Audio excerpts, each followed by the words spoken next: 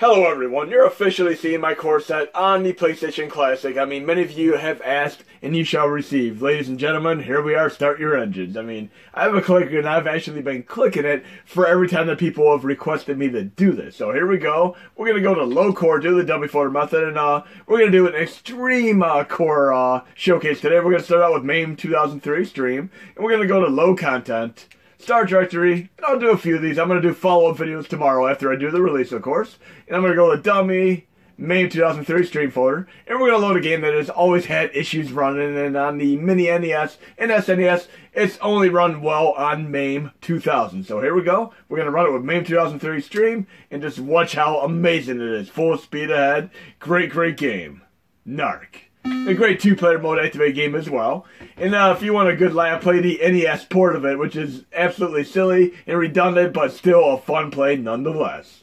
And this is the BIOS boot up sequence here. We're also going to be showcasing Amiga, Dreamcast, and PSP. And the very first time you run this game, you need to start the game over again. I mean, go into restart right here, and that'll basically allow it to do the initialization process. But check it out, full speed ahead here. Doesn't get better than this.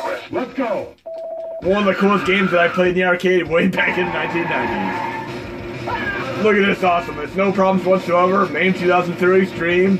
Or should we say beast mode activate? And we'll do Amiga next because we need to play Shadow of the Beast and see how much that benefits on the PlayStation Classic. And some of these changes are actually going to benefit the Mini NES and SNES as well, because I've been working on these changes since January, and it is finally going to be released today after this video is posted. But Narc is a winner here. Awesome stuff. We need winners don't use drugs, obviously. And right now we're going to go into another core. We're going to go to low core. I'm going to load PUA Extreme, and we're going to do an Amiga one. Let's go to the Commodore Amiga. And PUA Extreme, we're going to do Shadow of the Beast, low content start directory, media again. And we're going to do a direct load, which I'll do a follow-up tutorial and information on. But we're going to do Shadow of the Beast right now, and it's going to run better than ever. I mean, full speed ahead with perfect sound. And remember, you can use the L2 button to see what you're using, be it the joypad, or, of course, the mouse. But we're going to leave it on joypad for right now. And you can use the A button to start your game when you're in joy. And, of course, it's going to take a little bit to load the game, but we'll be in the game here in a moment. You'll see. I think it takes about 1 minute to get in game. I mean, before, I accidentally had it in mouse mode, and I kind of screwed things up. And I'm also going to go into the shaders here. Quick menu, shaders, and I'm going to set it back to stock because I have on 2XL right now for my previous video. And I'm going to make it run a little bit faster by putting it back to stock. So load shader, reset, go back to stock GSLP, resume, and now it's going to be full speed ahead. And let's get the show on the road here. And again, I have it on joypad mode. You can try 2XL and other shaders, but remember, you might get a slight performance hit on some games and such. But yes, you have to wait for the introductory sequence there, which occurs in quite a few Amiga games and such. But we should be good to go in a moment here. And I like how the music fades out to really signify the game is about to start. But wait till you see how fast this game runs. The anticipation is tremendously awesome. And I love the music, and it's so much better. I mean, I got the PlayStation 4 remake of this, and I was happy, ecstatic to be able to get the, basically, an unlockable version of the Amiga version, full speed ahead with perfect sound as well. But after this, we're going to showcase some Dreamcast and PSP, and then I'm going to close up shop, and we'll get more videos posted tomorrow. Okay, here we go. But yes, that's pretty much how long it takes to get the game started initially, so keep that in mind. I did that intentionally so you guys and gals don't think that you're stuck on the game, so to speak. But here we go, in-game mode activate. And we're actually going to be, ironically, and no pun intended, beast mode activate. And there are other shaders you could use, but 2XL definitely takes a performance hit. Definitely try out some of the other shaders. But look how incredible this is.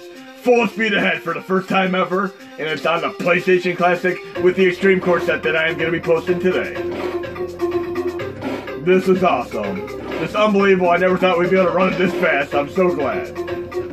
And you're going to be able to run probably 75% of the 3000 game catalog or should we say about 1,800 games on this at full speed ahead.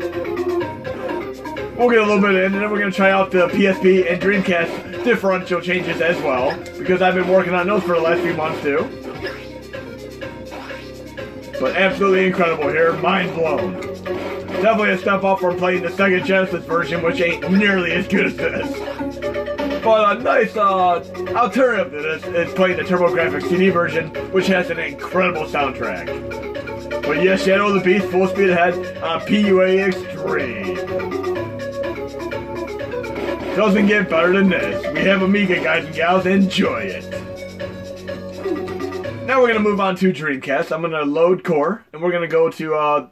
I updated the Recast, and I'm going to be doing a follow-up tutorial on this. We're going to load Recast Extreme, and you're going to get a nice 15 to 25% performance and speed boost over previous releases. Just check it out for yourself. Start directory, and we're going to do something very, very special, because with the PSP and Dreamcast update, you're going to be able to play more games than ever before, compatibility-wise, and better performance. So we're going to our Dreamcast folder.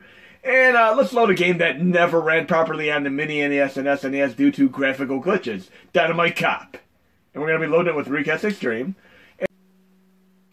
And this is a truly incredible game that many of you have wanted to play, and you're going to be able to play it now on Dreamcast near effortlessly on the PlayStation Classic. I mean, it's not going to run on the Mini NES and SNES due to the limited video ability, but you're going to be able to run this and multiple other games, Homebrew, and even Cannon Spike. I mean, I'm going to be playing that next, but these run great on the PlayStation Classic. I mean, it is sorry that many people jumped on the bandwagon and reviewed the PlayStation Classic bad, because it is a modder's paradise. Such an incredible system. So here we go. Dynamite Cop mode activate. I mean, we want to play Die Hard Arcade. This is the closest thing to it. The sequel to the game.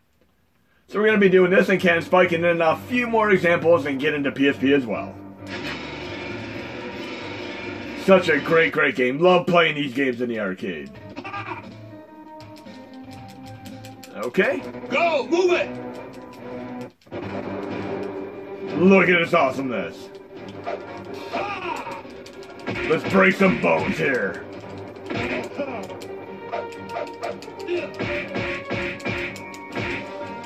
Some nice finishing moves.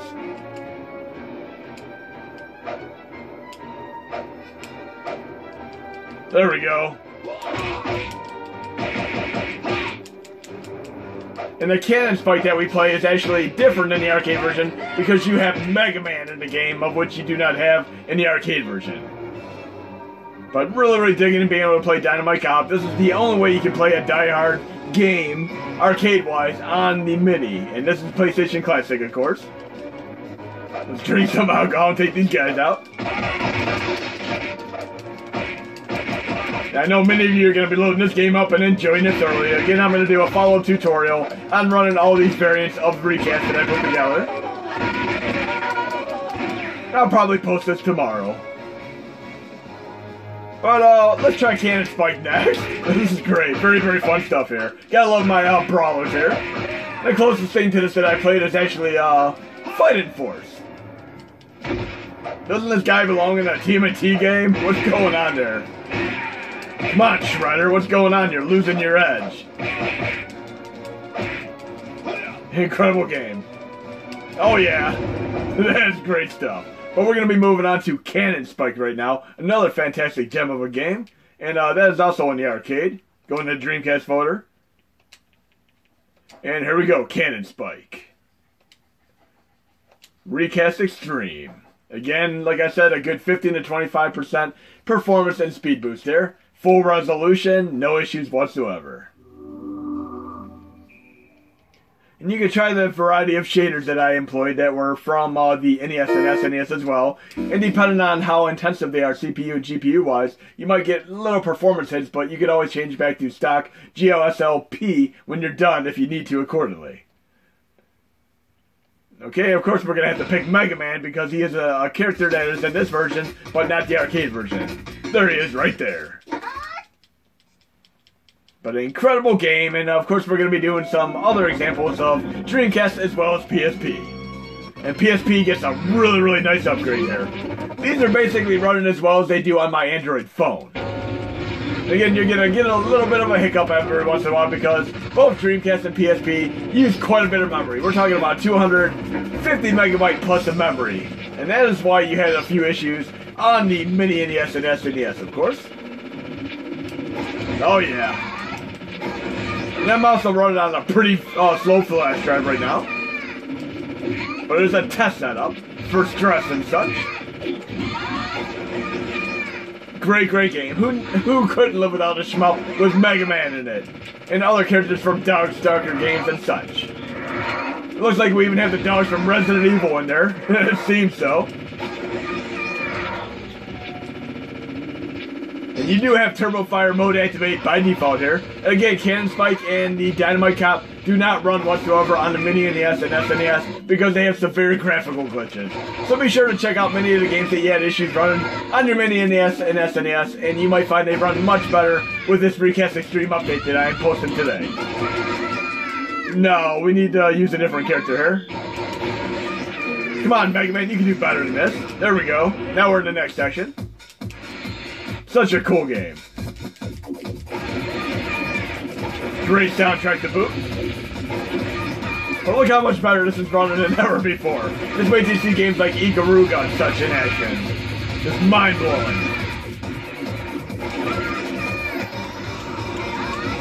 Crazy. Cannon Spike, fantastic game. Do just a little bit more, then we'll move on to another game. But very fast-paced. You're talking about near full speed on quite a few games. Glorious indeed. You haven't seen anything yet, guys and gals. Now we're going to be loading up Ikaruga right now. Or Ikaruga, how you'd like to see fit. A game made by Treasure. We're going to a media, dummy folder, and Dreamcast again. This is another game that had tremendous issues on the Mini NES and SNES. We're going to be loading a CDI version of it right now. There's a CDI, GDI, and you can even run a CHD version. I'll cover all this tomorrow in a follow-up tutorial. But we're going to be doing PSP probably in the next few minutes here. Okay, Ikaruga. And I remember getting this game for only $10 US in a bargain bin at Walmart of all places. And then it pretty much catapulted to cult success on eBay and really went up to disproportionate prices, which were ridiculous overall. Treasure. And Treasure made Radiant Silvergun as well. I mean, two of the best pinnacle achievements and shmup them ever. Right next to Cave Awesomeness. And this is run so much better than it ever has before, as you will see in a moment here.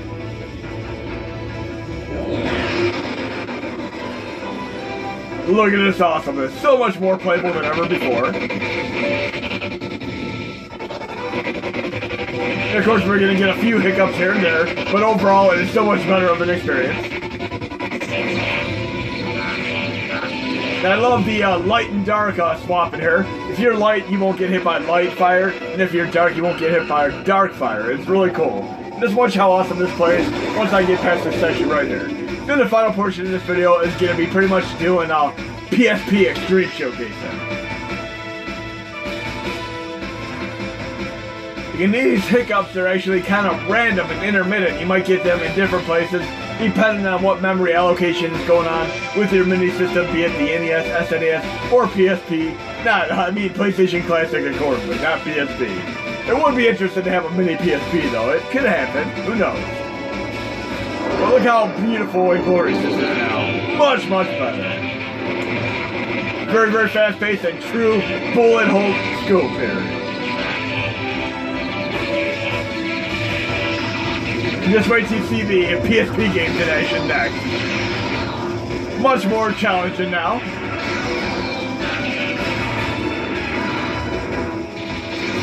Definitely blown away by the improvement here. You're going to see this improvement on the Mini NES and SNES as well, of course. Great. Continue there. Like an arcade game, continue. We'll get a little bit more in, then we'll try PSP out. We'll do at least 2 PSP examples of stubborn games on the Mini NES and SNES. So definitely blown away by this. Now we're going to load the PSP core, load core, and we'll do a PPSSPP Extreme.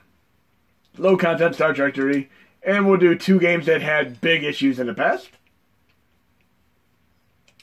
we'll do the one that pretty much once says baseline game on everybody's want to play this, Ultimate Ghosts and Goblins. Just check it out for yourself here. And no pun intended, but this game most certainly had tremendous extreme issues on the Mini NES and SNES. I mean, there's only so much you could do with it, but we're going to be playing it right here and now. Okay. Now I'm going to show you the choke point when the game would normally have disruption on the Mini Classics. And after this, I'm going to showcase one final game, and then I'm going to do more videos probably tomorrow. But everything starts out fine and dandy. You think you can really play the game pretty normal, but watch what happens here. The moment I go to the right, the game would typically slow down to a crawl on the Mini NES and SNES. But look, I'm fine now. I can actually play this at a pretty solid frame per second. This is incredible. Now, I love this game. It has a little bit of a Metroidvania feel as well, because you can actually come back to earlier sections when you unlock upgrades from later sections, such as double jump, which is not much of a spoiler because most of you probably know that double jumps are in most games. I definitely don't want to get that weapon. That javelin is awful. I need this homing weapon to get through this game. I'm going to wait for that to disappear. But this is so much incredible better than ever before. We got this.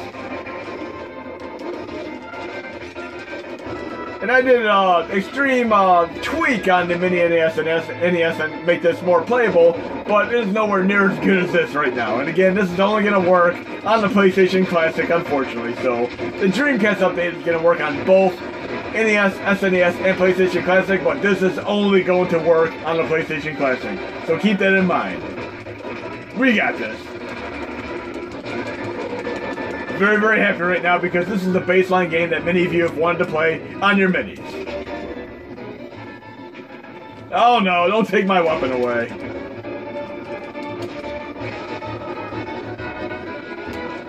And I don't quite have a double jump yet, so I have to do the hang on the ledge thing if I don't make the jump appropriately. And this homing weapon is one of my favorite weapons to have in any game you can imagine.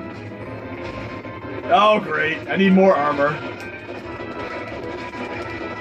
And wait till you see the next game, another incredibly stubborn game, which is running much, much better than before. Oh, great. Oh, no. I screwed myself there. Another thing that I really, really like is the fact that if you die, you can actually respawn where you left off. And this is a nice welcome change of pace for a game that is such incredibly difficult as this. And this is actually a game, when it came out on PSP initially, it had bad reviews because some people weren't even able to make it past the first stage, let alone the entire game. But it's really much easier than even Super Ghosts and Ghosts, if you look at it, you know, retrospectively, hindsight 2020. I don't want any of these weapons. I need to keep my homing weapon here. I'm going to wait for these to disappear. I just want to stick with this awesome, solid weapon here.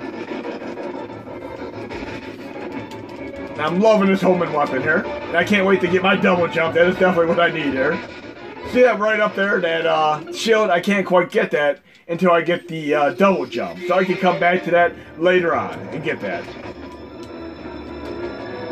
Okay, we're almost a little bit in. There we go. Kind of an homage to Ghouls and Ghosts, where you have the charged weapon and stuff. And look, we have our options and all that. In the earlier PSP releases, we weren't able to see any of the sub-weapons and menus and such. Boss battle mode activate. And the homing missile definitely makes a difference there. So much better. And of course, if I die, I'll start right where I left off, which is very, very convenient until I get used to the game.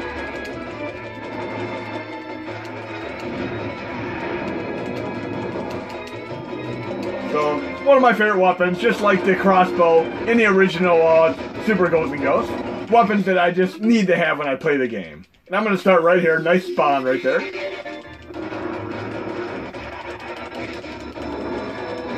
Such a cool weapon. There we go. Now give me some double jump ability here. There we go. Double jump. So I can essentially go back and get the shield that I was unable to get because now I have the leap boot. There we go. Double jump mode activate. Makes the game so much more playable. Beautiful, beautiful game. And then we're going to use our double jump right there. Oh, great. But with the double jump, it definitely makes the thing a lot better. Oh, come on. Give me my moving platform so I can get to the next section there. There we go.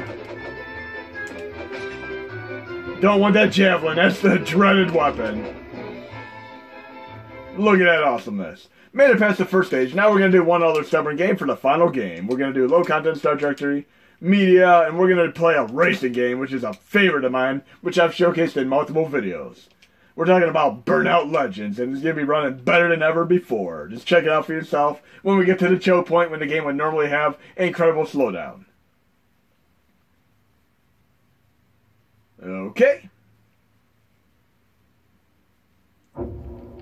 It is such a beautiful thing indeed to see these running so much better on the PlayStation Classic because it's more paramount and equivalent to running these on my Android phone, which I've been doing for years now, as well as on my PlayStation Vita and PSP.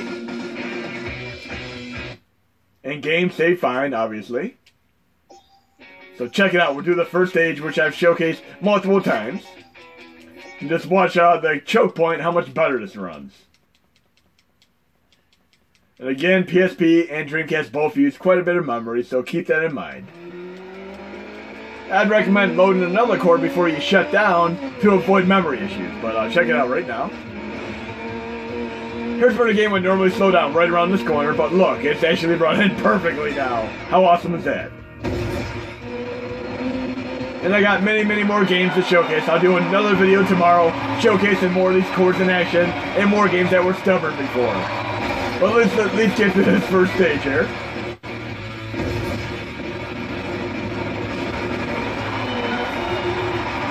And we'll do our turbo here. Look how cool that is. Much faster than ever before. And I love the forgiving mechanics of being at the edge of the stage and not crashing. You can actually ride the walls to a degree. And we're really blazing fast right now.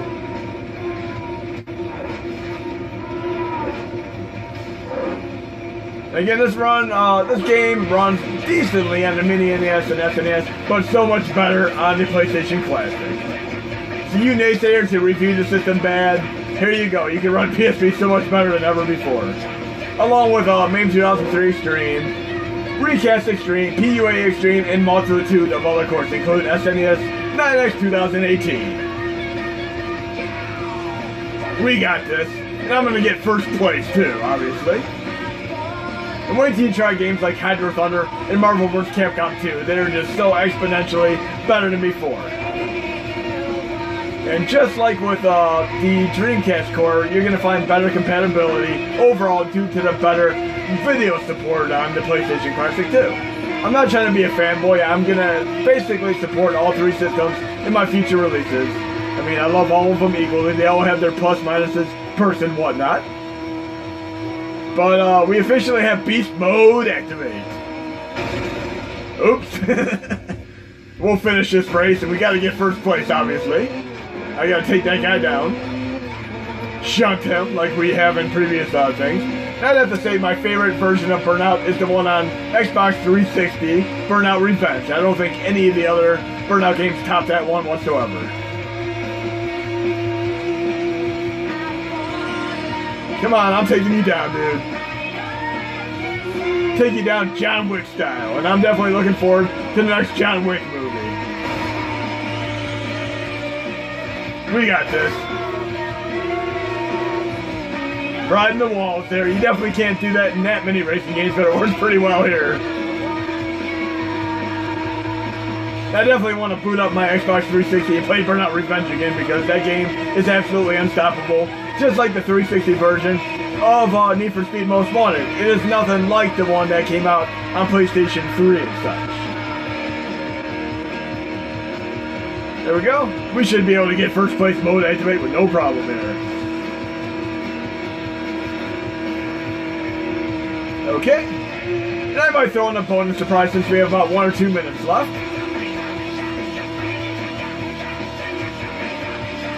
Something that many of you might very, very thoroughly appreciate.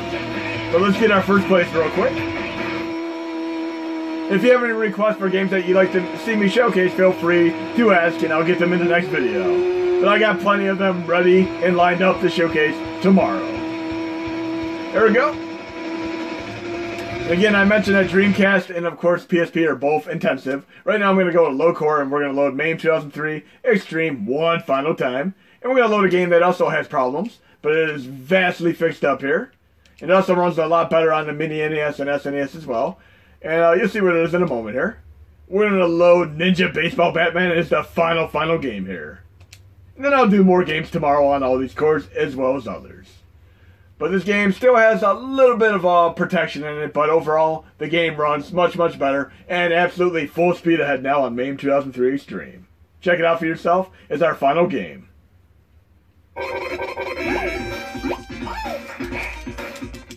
Okay, and here's where you have a little bit of the protection right there, but once we're in game, check how fast it runs. Full speed ahead. The best we've ever seen this game run, everyone. And I give personal thanks to Grant2258 for helping me fix this up and getting it to run better on this release.